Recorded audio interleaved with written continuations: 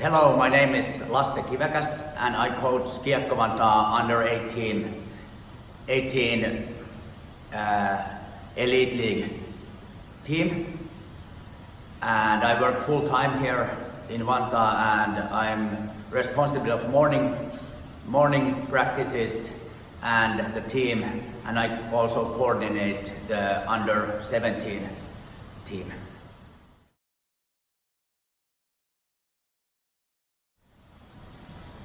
Autonomy in ice hockey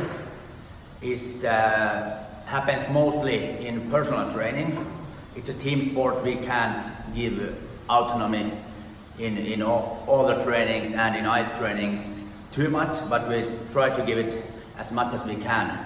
But it happens by setting goals with the players and helping them to achieve their own goals.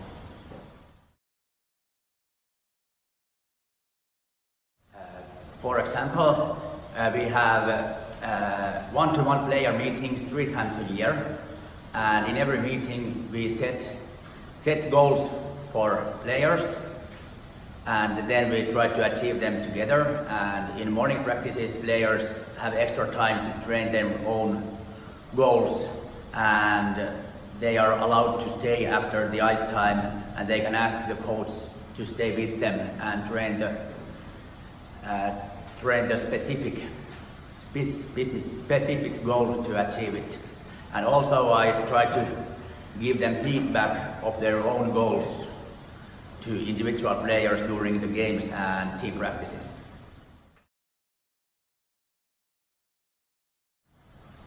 Challenges of coaching players as much autonomy as I can is that it's a team sport. I got 24 skaters. I can't give them specific individual feedback all the time, and they would like to have it. So I need to balance it, how much I coach the team and how much I coach the individual. And in the beginning of the week, it's more individual, and as the week goes, the concentration will be more focused on the team. And Australian guys, nice that you are over. Good luck to your...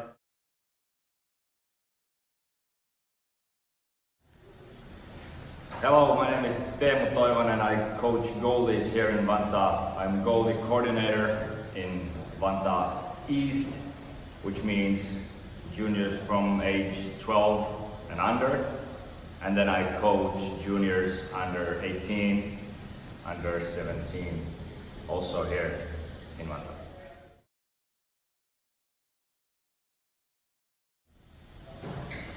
Okay, so autonomy in coaching, to me, it's getting the players thinking by themselves of the things they do, also engaging them in self-evaluation and the process of their own development on like how they're seeing, how they're feeling. So just to get them thinking, evaluating themselves.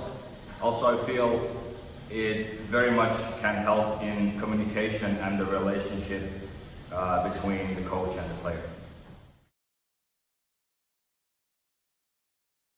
Okay, so how does this work in my everyday life and everyday coaching? It's a little different than Lasse's because I'm not working with the entire team.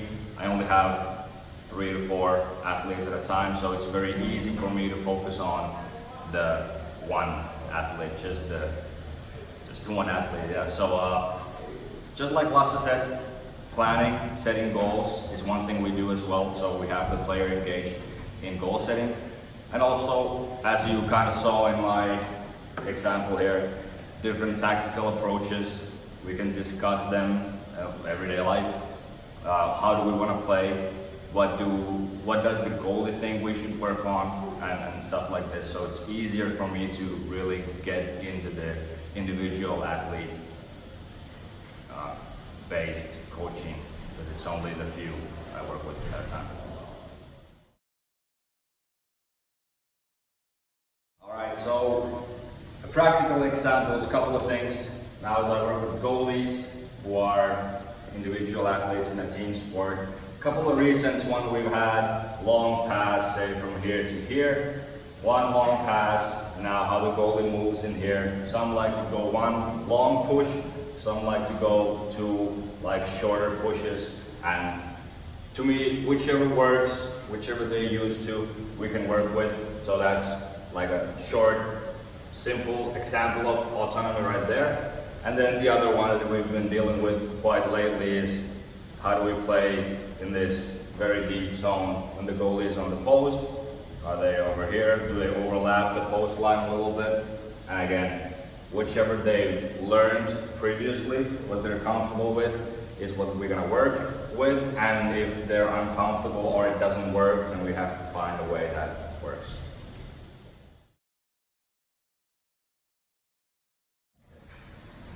All right, and the challenges with this, what I've found is that, say we have a goalie who's never done this kind of thing, hasn't really been forced to or is in the habit of thinking of themselves. They've just only been like told to what to do and like you do this and you do this and then he's just done that. And now you ask him to actually think and evaluate himself. It might be a new thing, they might not be able to do that. So it can be a slow process in getting the autonomy based coaching kind of started, just to get the goalie involved themselves. And of course also like if the coach isn't used to that, it can be difficult if the goalie then again has done this before and may have different opinions than the coach. Then is the coach able to take that and like is the communication there, or is it then the whole new situation? So that's also, it goes both ways, like it has to be very, very open, the communication between the coach and the goalie.